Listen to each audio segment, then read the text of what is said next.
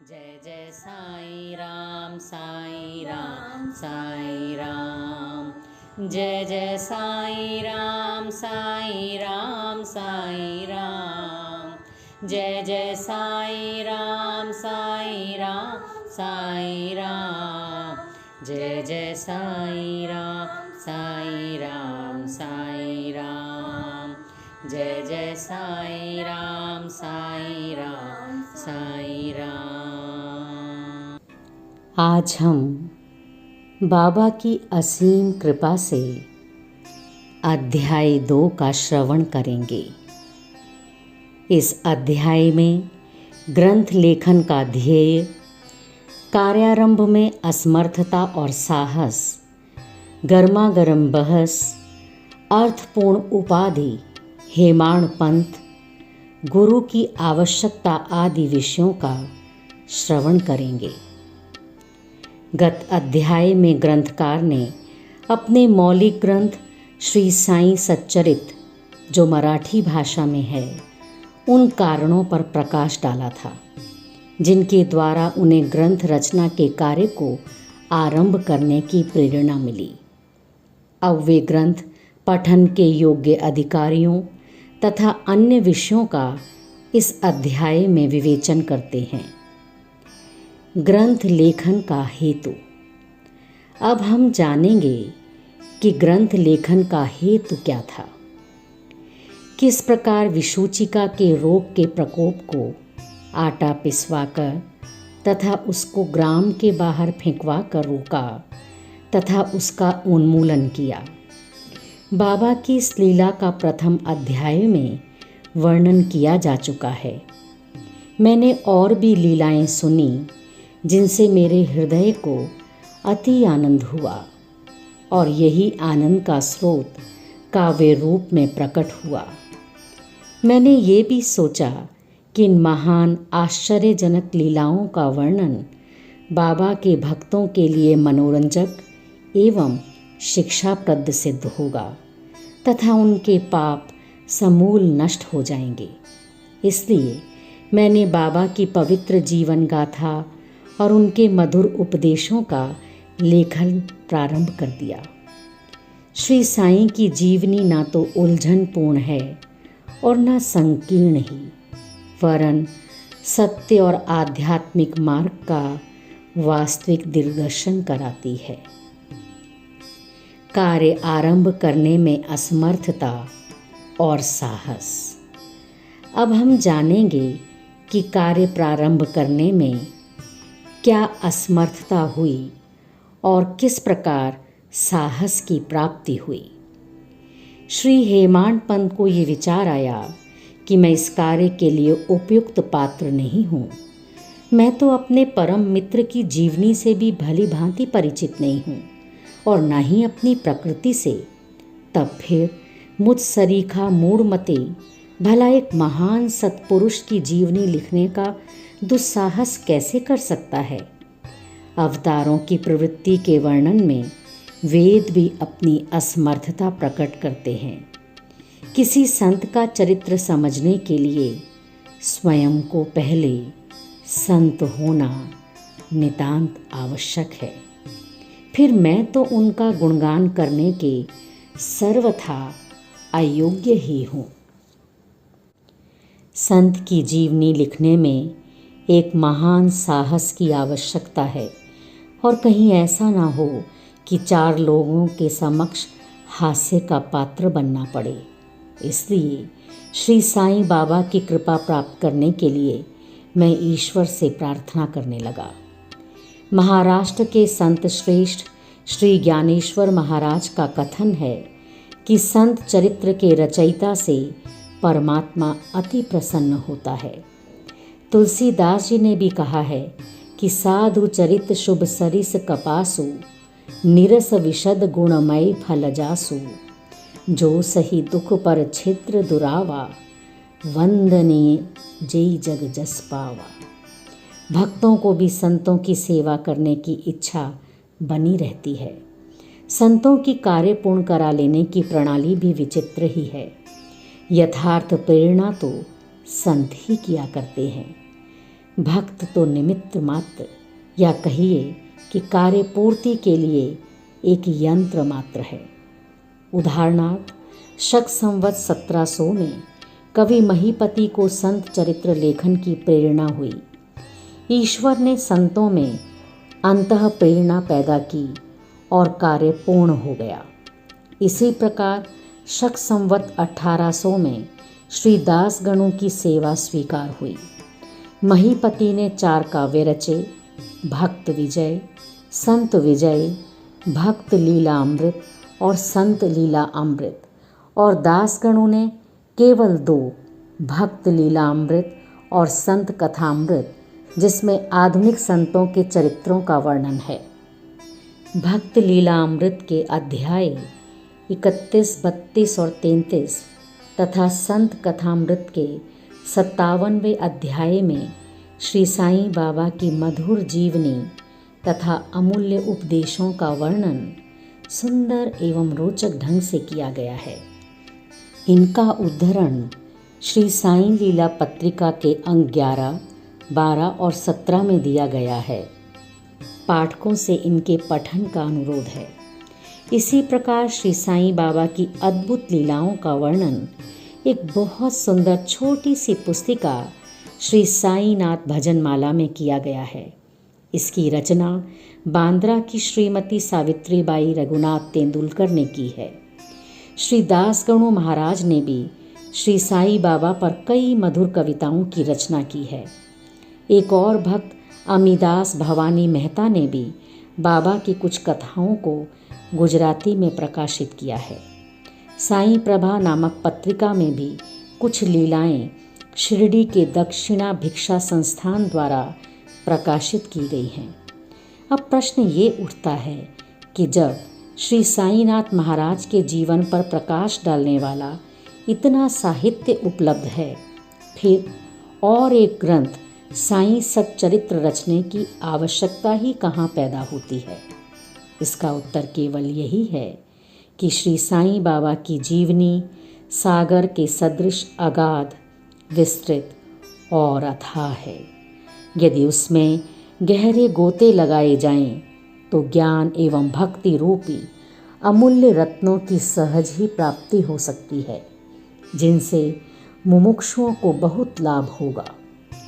श्री साईं बाबा की जीवनी, उनके दृष्टांत एवं उपदेश महान आश्चर्य से परिपूर्ण हैं। दुख और दुर्भाग्यग्रस्त मानवों को इनसे शांति और सुख प्राप्त होगा तथा लोक व परलोक में श्रेयस की प्राप्ति होगी। यदि श्री साईं बाबा के उपदेशों का, जो कि वैदिक शिक्षा के समान ही मनोरंजक और शिक्षाप्रद हैं, ध्यान पूर्वक श्रवण एवं मनन किया जाए, तो भक्तों को अपने मनोवांछित फल की प्राप्ति हो जाएगी, अर्थात ब्रह्म से अभिन्नता, अष्टांग योग की सिद्धि और समाधि, आनंद आदि की प्राप्ति सरलता से हो जाएगी। ये सोचकर ही मैंने चरित्र की कथाओं को संकलित करना प्रारंभ कर दिया। साथ ही ये विचार भी आया कि मेरे लिए सबसे उत्तम साधना भी केवल यही है। जो भोले भाले प्राणी श्री साईं बाबा के दर्शनों से अपने नेत्र सफल करने के सौभाग्य से वंचित रहे हैं, उन्हें ये चरित्र अति आनंददायक प्रतीत होगा। अतः मैंने भी अपना अहंकार उनके श्री चरणों पर न्यौछावर कर दिया।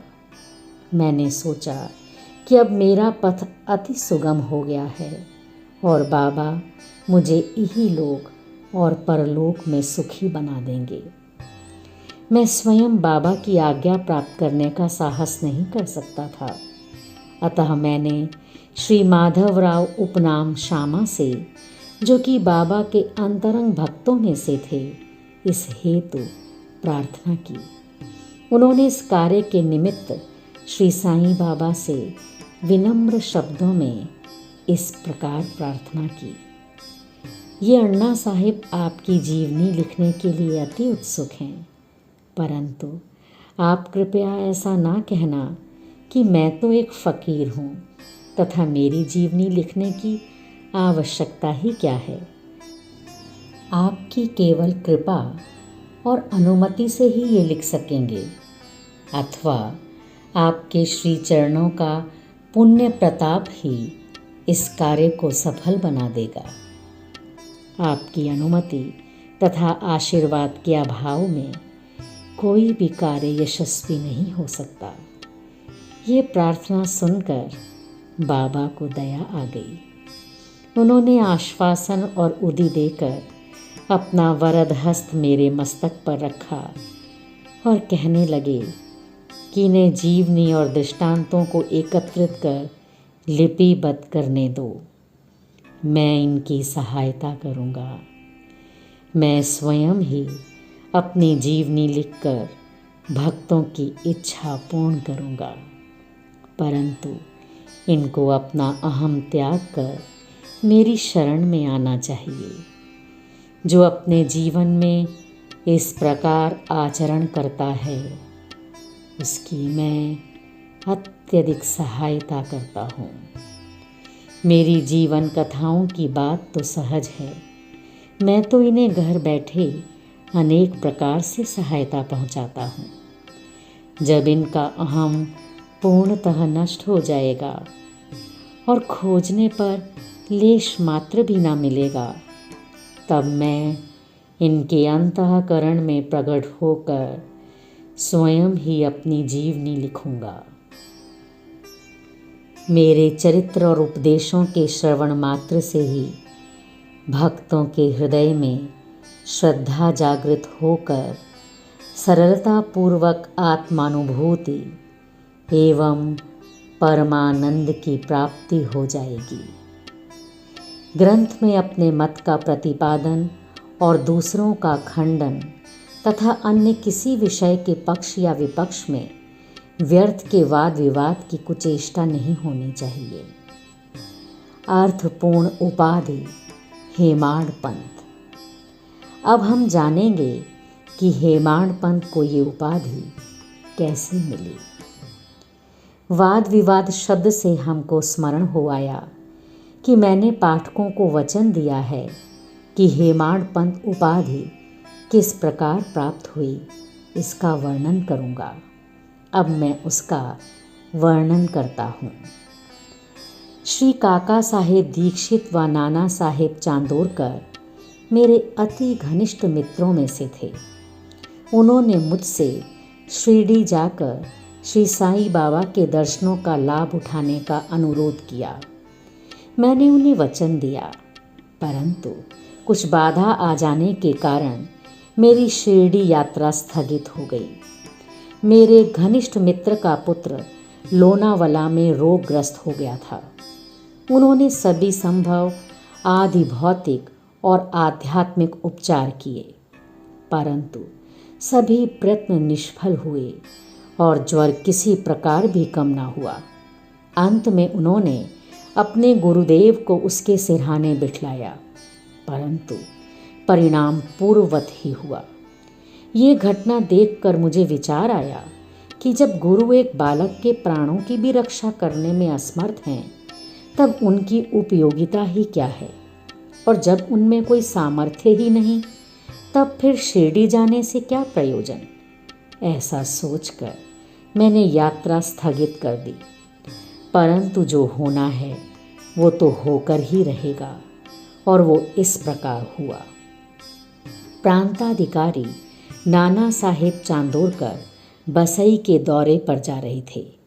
वे ठाणा से दादर पहुँचे तथा बसई जाने वाली गाड़ी की प्रतीक्षा कर रहे थे। उसी समय बांद्रा लोकल आ पहुँची, जिसमें बैठकर वे बांद्रा पहुँचे तथा शिरडी यात्रा स्थगित करने के लिए मुझे आड़े हाथों लिया। नाना साहेब का तर्क मुझे उचित तथा सुखदायी प्रतीत हुआ और इसके फलस्वरूप मैंने उसी रात्रि शिरडी जाने का निश्चय किया और सामान बांधकर शिरडी को प्रस्थान कर दिया। मैंने सीधे दादर जाकर वहाँ से मनमाड की गाड़ी पकड़ने का कार्यक्रम बनाया। इस निश्चय के अनुसार मैंने दादर जाने वाली गाड़ी के डिब्बे में प्रवेश किया। गाड़ी छूटने ही वाली थी कि इतने में एक यवन मेरे डिब्बे में आया और मेरा सामान देखकर मुझसे मेरा गंतव्य स्थान पूछने लगा। मैंने अपना कार्यक्रम उसे बतला दिया। उसने मुझसे कहा कि मनमाड की गाड़ी दादर पर खड़ी नहीं होती, इसलिए सीधे बोरी बंदर से होकर जाओ। यदि एक साधारण सी घटना घटित ना हुई होती तो मैं अपने कार्यक्रम के अनुसार दूसरे दिन शिरडी ना पहुंच सकने के कारण अनेक प्रकार की शंका कुशंकाओं से घिर जाता, परंतु ऐसा घटना ना था। भाग्य ने साथ दिया और दूसरे दिन 9-10 बजे के पूर्व ही मैं शिरडी पहुंच गया। ये सन 1910 की बात है, जब प्रवासी भक्तों के ठहरने के लिए साठेवाड़ा ही एकमात्र स्थान था। टांगे से उतरने पर मैं साईं बाबा के दर्शन के लिए बड़ा लालायित था। उसी समय भक्त प्रवर श्री तात्या साहब नूलकर मस्जिद से लौटे ही थे। उन्होंने बतलाया कि इस समय श्री साईं बाबा मस्जिद के मोड़ पर ही हैं, अभी केवल उनका प्रारंभिक दर्शन ही कर लो और फिर स्नानादि से निवृत्त होने के पश्चात सुविधा से भेंट करते जाना। ये सुनते ही मैं दौड़ कर गया और बाबा की चरण वंदना की। मेरी प्रसन्नता का पारावार न रहा। मुझे क्या नहीं मिल गया था। मेरा शरीर उल्लसित सा हो गया। क्षुधा और तृषा की सुधि जाती रही। जिस क्षण से उनके भाव विनाशक चरणों का स्पर्श प्राप्त हुआ, मेरे जीवन में एक नूतन आनंद प्रवाह बहने लगा। मैं उनका सदैव के लिए ऋणी हो गया। उनका ये उपकार मैं कभी भूल ना सकूंगा। मैं सदा उनका स्मरण कर उन्हें मानसिक प्रणाम किया करता हूँ। जैसा कि मेरे अनुभव में आया कि साईं के दर्शन में ही ये विशेषता है कि विचार परिवर्तन तथा पिछले कर्मों का प्रभाव शीघ्र मंद पड़ने लगता है और शनै शनै अनासक्ति और सांसारिक भोगों से वैराग्य बढ़ता जाता है। केवल गत जन्मों के अनेक शुभ संस्कार एकत्रित होने पर ही ऐसा दर्शन प्राप्त होना सुलभ हो सकता है।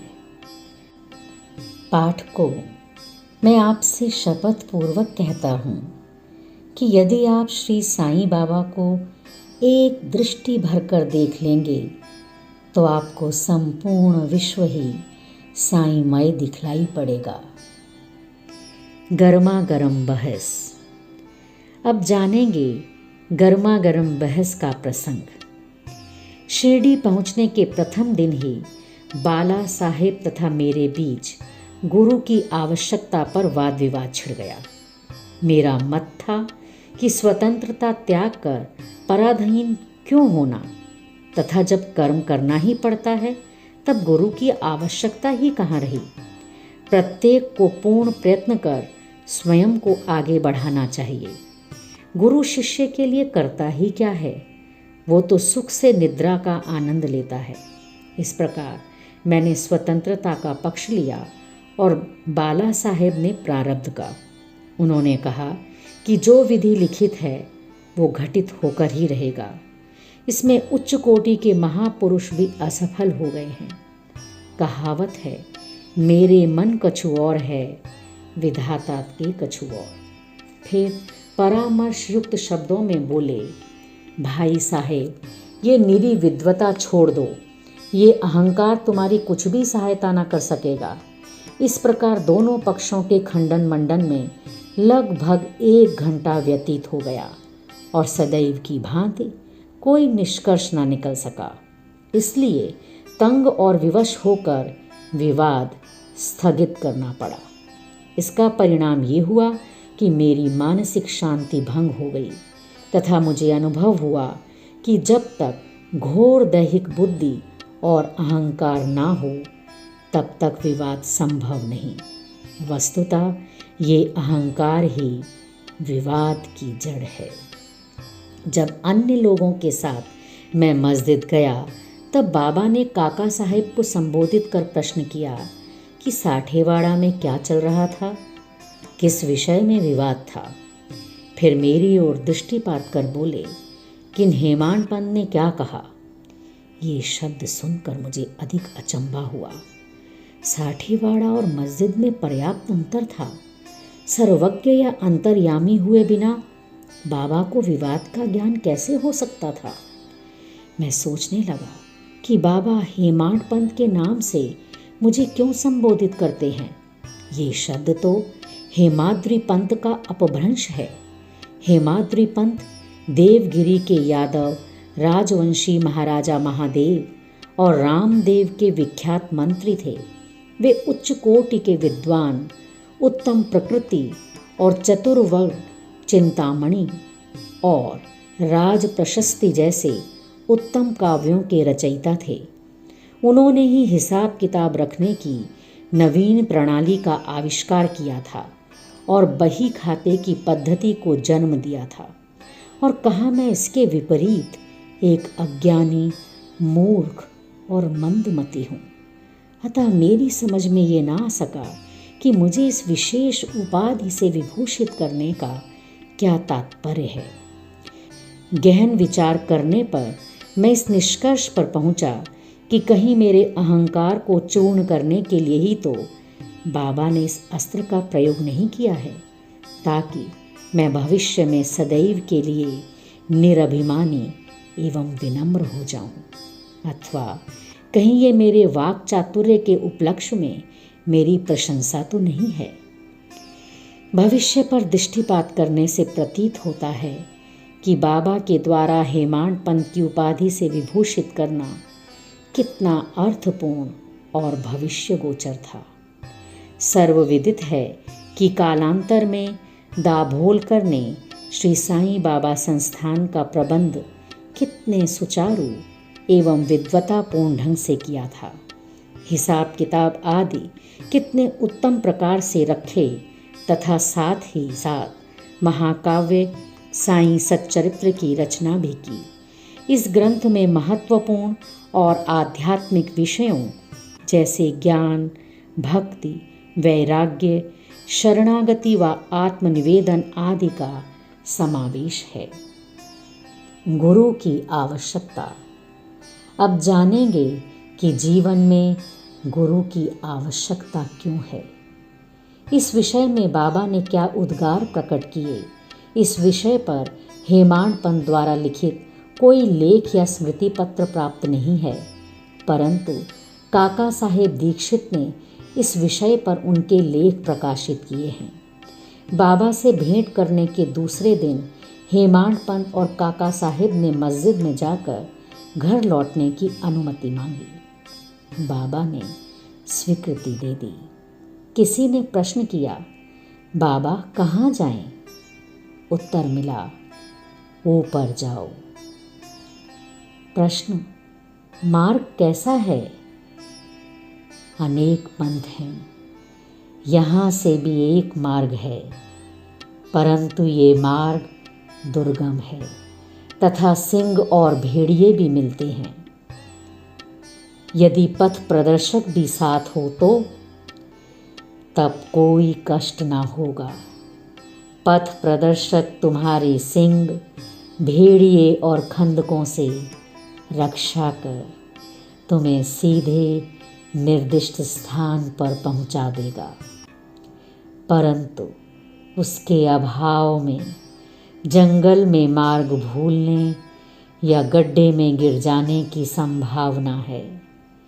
दाभोलकर भी उपयुक्त प्रसंग के अवसर पर वहाँ उपस्थित थे।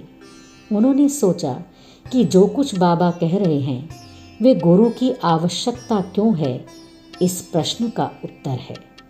उन्होंने सदा के लिए मन में ये गांठ बांध ली कि अब कभी इस विषय पर वाद विवाद नहीं करेंगी कि स्वतंत्र या परतंत्र व्यक्ति आध्यात्मिक विषयों के लिए कैसा सिद्ध होगा। प्रत्युत इसके विपरीत यथार्थ में परमार्थ लाभ केवल गुरु के उपदेश पालन में ही निहित है। इन उपदेशों का वर्णन मूल काव्य ग्रंथ के इसी अध्याय में किया गया है, जिसमें लिखा है कि राम और कृष्ण महान अवतारी होते हुए भी आत्मानुभूति के लिए राम को अपने गुरु वशिष्ठ और कृष्ण को अपने गुरु संदीपनी की शरण में जाना पड़ा था। इस मार्ग में उन्नति प्राप्त करने के लिए केवल श्रद्धा और धैर्य, ये ही 2 गुण सहायक हैं। श्री सद्गुरु साईनाथार्पणमस्तु।